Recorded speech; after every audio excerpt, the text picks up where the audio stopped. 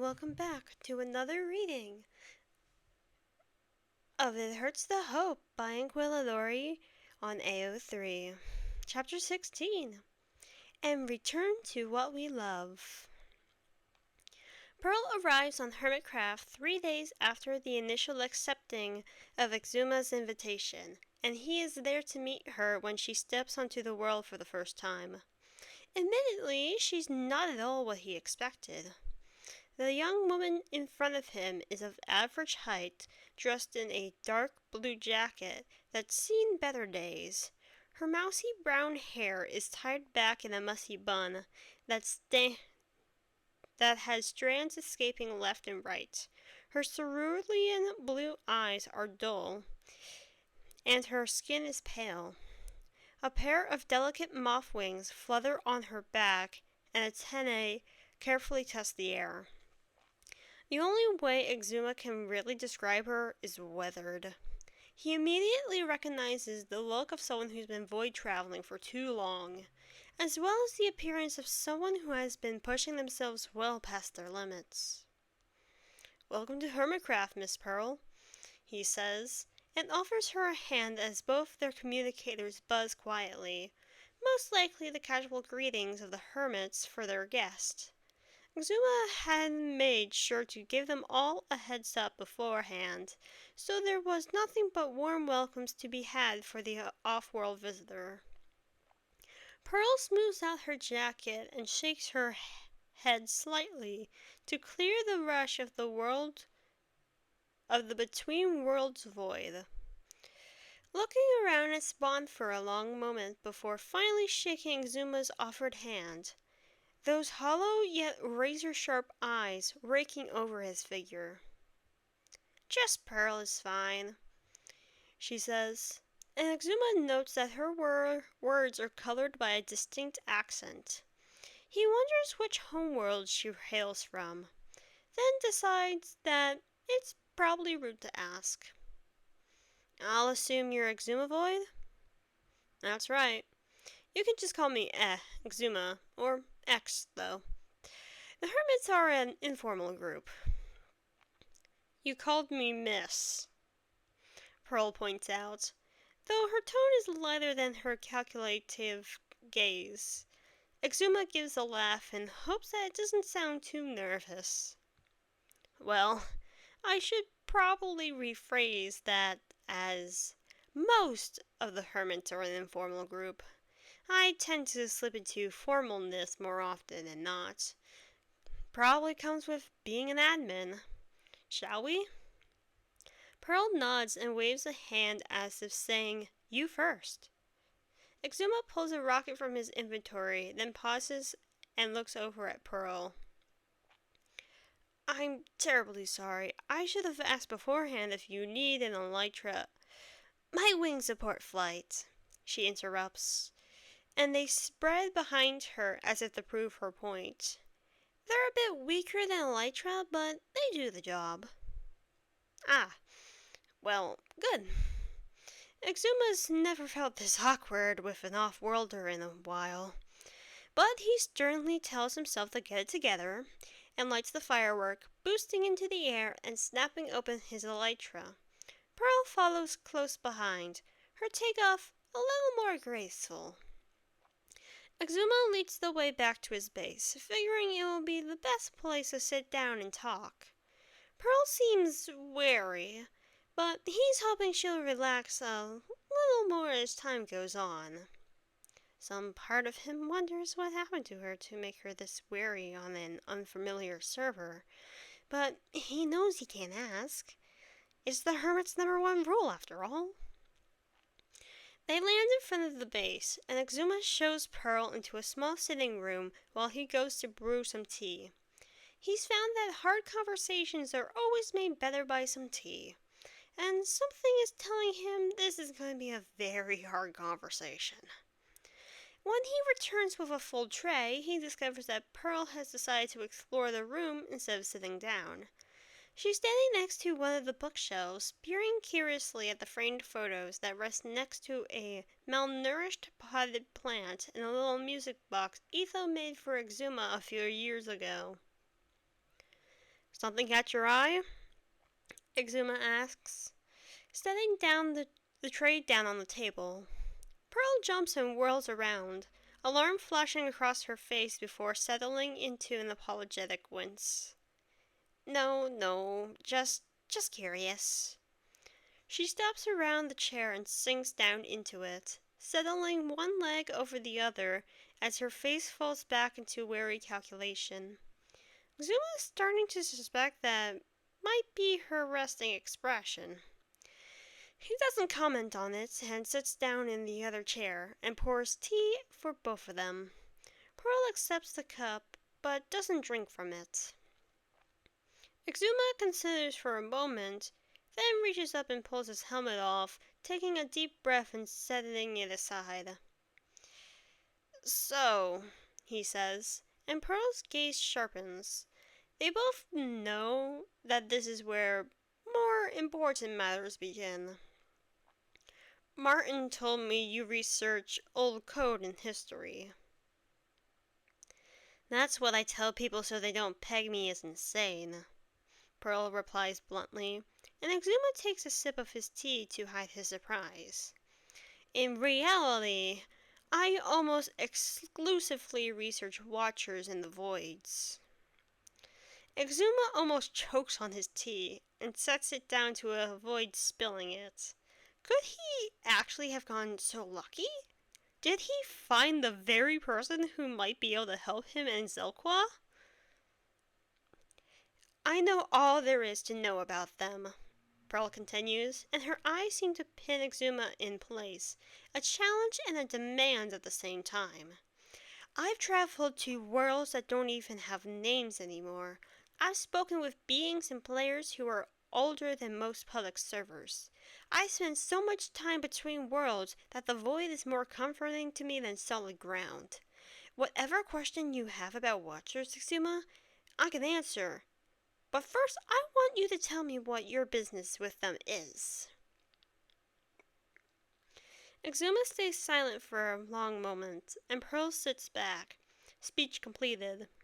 Her eyes never leave Exuma's face, though he doubts they know what they're looking at. You don't have to tell me if you don't want to, Exuma finally says, and he could swear he sees Pearl flinch. But you have a past with the Watchers, don't you? Yeah, I do, she replies and tilts her head at Exuma like she's trying to read his mind. So do you, I'm guessing, or else I wouldn't be here. I've encountered them before, Exuma agrees, but doesn't say anything more. Pearl nods once, then raises her teacup to her lips and chugs the entire thing in one go. She sets the cup aside, folds her hands together, and leans in. But it was a while ago, or else you'd be a lot more paranoid about even speaking their name, she guesses, and this time Exuma can't hide his surprise. Anyways, you've been admin of Hermitcraft since Season 2, and even then the level of security you brought to the server was legendary. Whatever happened to make you this cautious? And I'm assuming it had to do with the Watchers, happened a while ago. And most people who classed with the Watchers would much rather escape to the other end of the universe rather than go searching for them, or information about them. So, Exuma, why are you so desperately poking that hornet's nest again? Why am I here? I'm searching for information on behalf of a friend, Exuma says, because Pearl looks ready to send him back to the spawn the hard way, and he has to admit that has a fair point. I met him recently, and there are certain complications that aren't allowing him to move on from that past. Little is known about Watchers and even less about his condition, but I was hoping you'd be able to assist me. Can't really promise my help without knowing who this person is and what's wrong with him, Pearl points out, and despite her bluntness, he knows she's right. It's a bit hard to explain, Exuma says hesitantly, because he truly has no idea how this void-weary, sharp-eyed player is going to react to the information that there's an amnesiac watcher on the server, and he's the one who needs help. I've got time, Pearl says dryly, and in that exact moment, both their communicators ding. Exuma recognizes the sound of a player leaving or joining the game, and doesn't bother to check. But Pearl, seeming from instinct, reaches for her comm and powers it to life, swiping from the general chat to the server list. Exuma can see the exact moment all the blood drains from her already pale face. So, I'd like to know, Pearl says in a voice that is very suddenly shaking with either rage or fear, if your problem has anything to do with that. She rotates the comm so Exuma can see it, and for a moment he doesn't understand what she's referring to. And then it hits him, because there, sitting between XBC and Exuma Void, cheerfully declaring its active status, is a barely readable name that practically radiates wrongness, one that definitely shouldn't be there. Yelqua.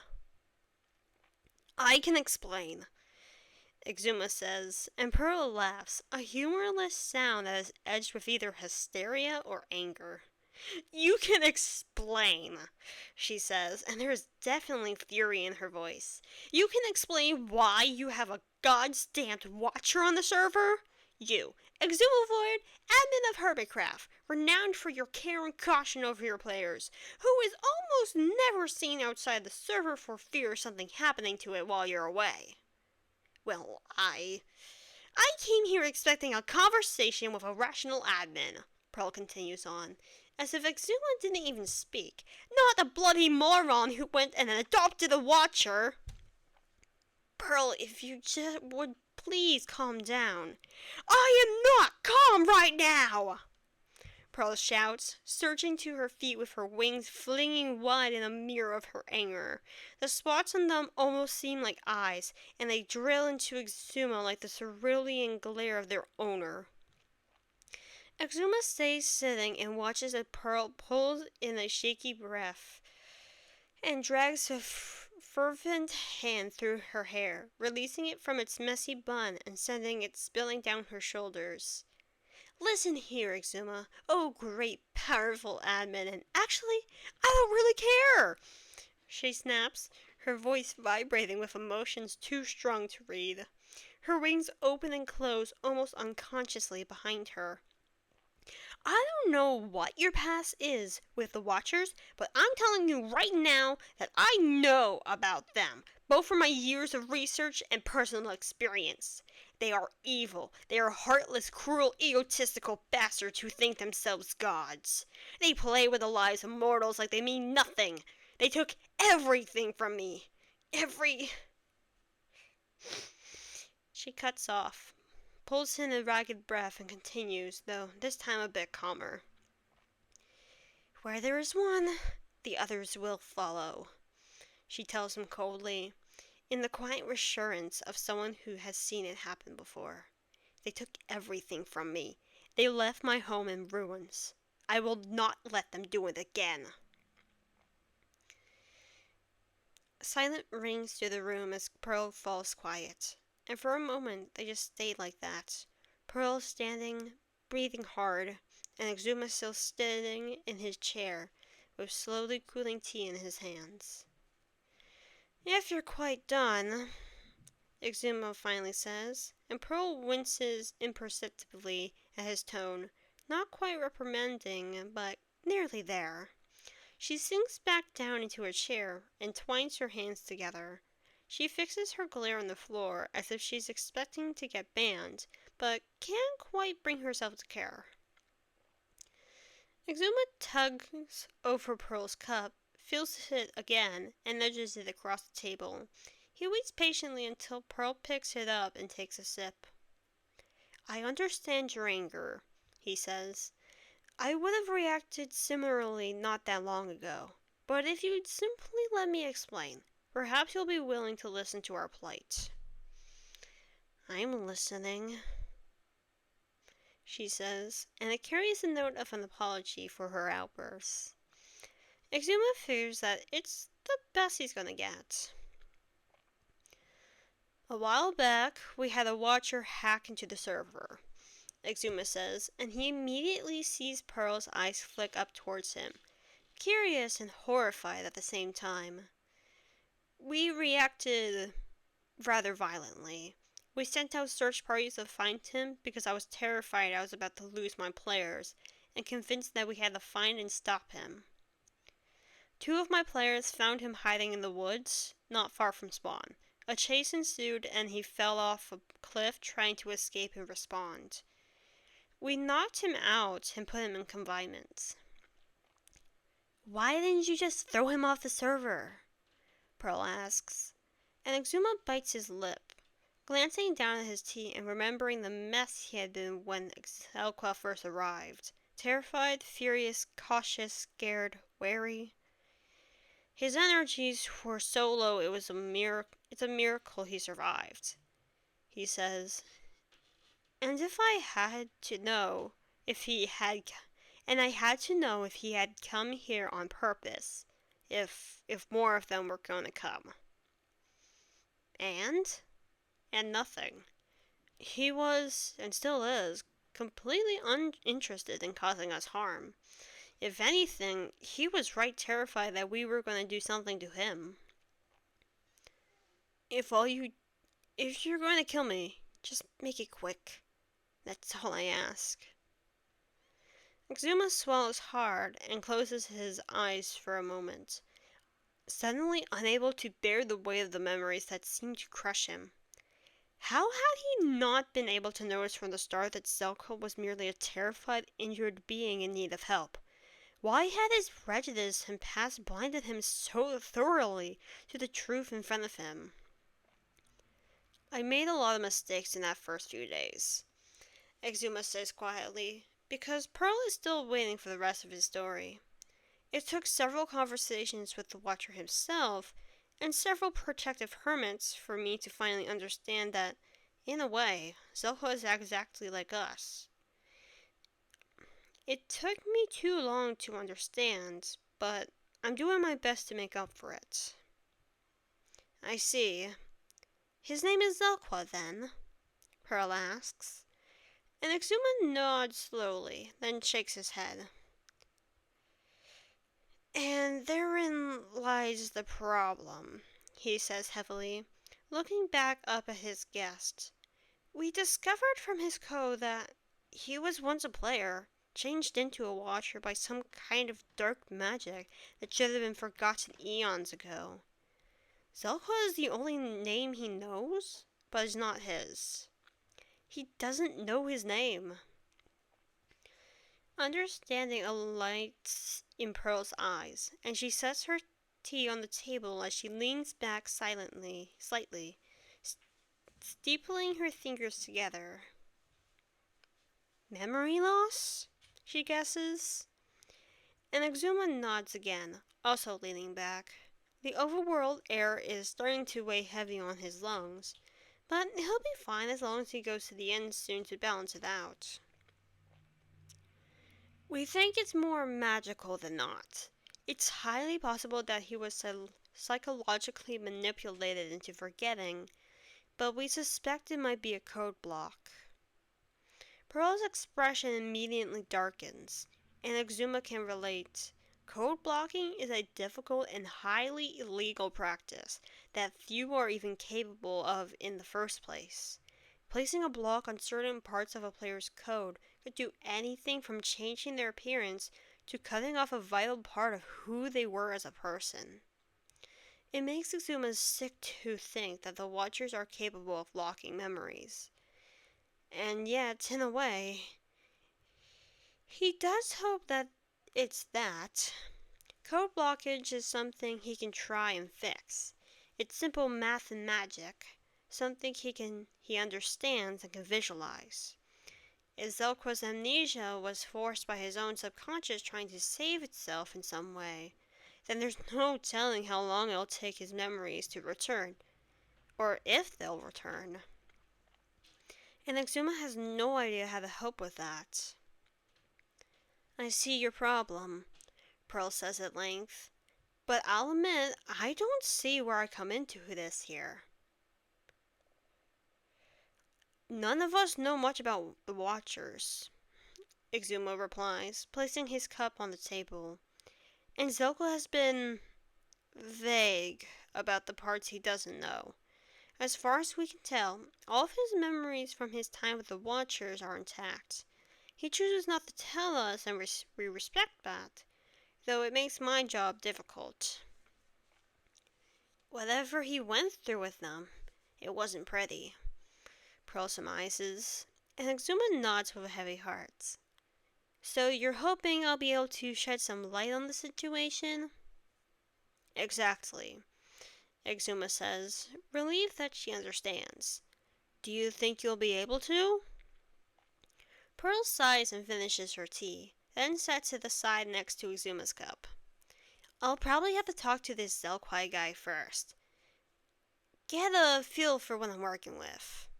From what you've told me, he doesn't sound like your regular Watcher. Can I meet him? Exuma wavers, because he can still remember Pearl's anger from earlier and he's hesitant to introduce her to Zelqa. Pearl seems to understand his hesitation because she gives him a lopsided smile and flicks a strand of hair away from her face. Relax, X. I swear I won't hurt your precious Watcher, she says, holding her hands up in a gesture of peace. Especially after that tragic backstory you just gave me. Anyways, I'm hoping that maybe he'll be able to help me in return. If he means us no harm, I mean him no harm. Exuma studies her for a second longer, and finally decides to trust her word and pulls out his then pauses.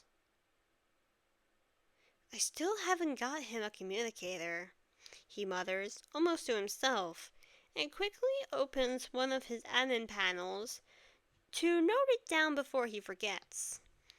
I'll have to ask Mumbo where he's at. It takes a couple rings, but Mumbo picks up and Exuma sighs in relief. Afternoon, Mumbo. I hope you don't mind me calling, Exuma says, and Mumbo's slightly tinny voice is swift to assure him that it's no trouble at all. The faint sound of redstone machines can be heard in the background, and Exuma figures that Mumbo is down in his workshop.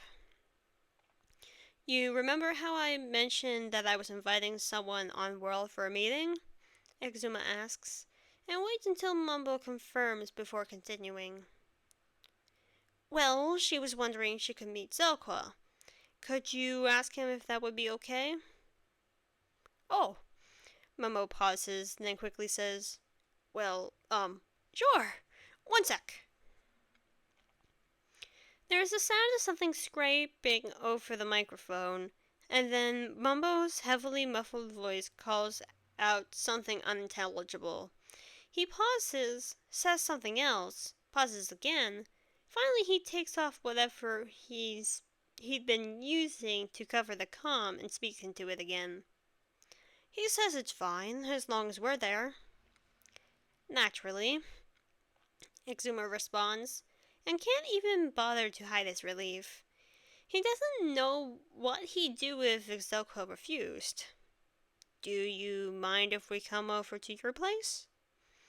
Of course. I just need to... The sound of something being moved, and then Mumbo yelps as a loud crash distorts the microphone.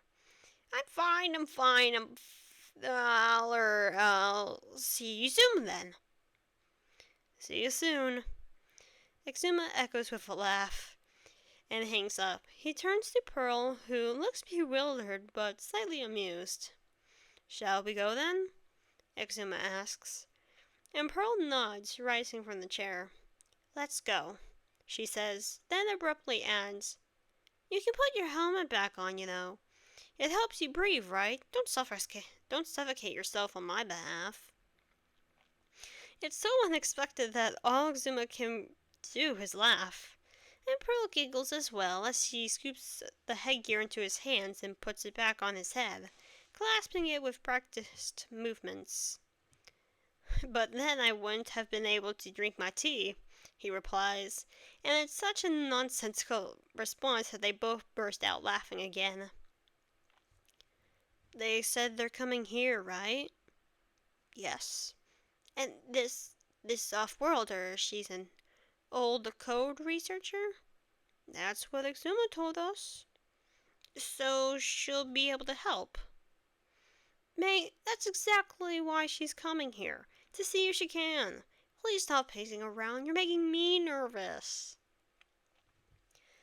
Zelka blows out a quick puff of breath and buries his hands in his hair, completely ignoring Mumbo and turning to walk back down the length of the room again, wings spread and feathers all standing on edge. It's taking everything in him not to reach for them.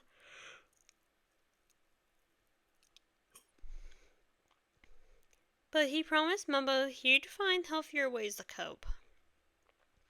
Mumbo is standing by the doorway to the living room, watching Zelka pace with an anxious expression and twiddling hands. They've been locked in these positions for the past 5 minutes, ever since Exuma called Mumbo to ask about the researcher person coming to meet Zelka. He said yes, of course. It's the only shard of hope he has to find out if he can get his memories back, but boy, he's terrified. "How long does it take by Elytra to get here from Exuma's base?" Zelka asked aloud, right as a knock sounds on the door and his foot freezes in a half step. "That long, apparently," Mumbo jokes weakly, and steps out into the hallway. "I'll go get them. You can stay here if you want." Yeah, he really does. He's terrified of this person, and yet desperately wants to meet her. He wants to run far away. He wants to rush after Mumbo to the door. He does neither of those things. Instead, he stops at the center of the room and takes a deep breath, forcing his feathers to settle down along his back, and combing a shaky hand through his hair. He wonders vaguely if he should have put something nicer on, but there's nothing he can do about his wrinkled red sweater now. The faint sound of Mumbo's voice comes floating down the hallway, and Zelka recognizes Exuma's muffled tone as he replies. And then there's the soft lilt of a distinctly feminine voice, and Zelka wants to scream. Because suddenly, he can't live without the voice. It's oxygen after a life with no air. It's sunlight after being trapped underground. It crashes over him like a wave and lifts him up so he can fly. Mumbo comes back around the corner and a young woman steps into the room after him. And he knows her. He knows her in a way he can't explain and can't remember, but he does. He knows her brown hair and cerulean blue eyes, the delicate wings that flutter against her back and antennae that test the air. The woman freezes with one foot in the room, going so impossibly still it's like she's been turned to stone. Mumbo turns back, a query already rising in his throat, but she has eyes only for Zelka. "I know you," Zelka rasps. And somehow it's enough, and not enough at the same time, because it's more than knowing her. He should be able to say her name, describe how it feels to go flying with her, remember what it's like to laugh and cry and sing with her. He should. Gods, he wants to. But all he has is the burning, unshakable knowledge that he knows her. The woman finally completes her step, and both her worn, scuffed shoes come to rest on the carpet. She swallows hard and opens her mouth, then hesitates. And then she whispers one word, one name that falls from her lips and rings in Zelqua's ears. One that he knows just as instinctively as he knows her. He knows it because it was his. Grian? And that is the end of chapter 16.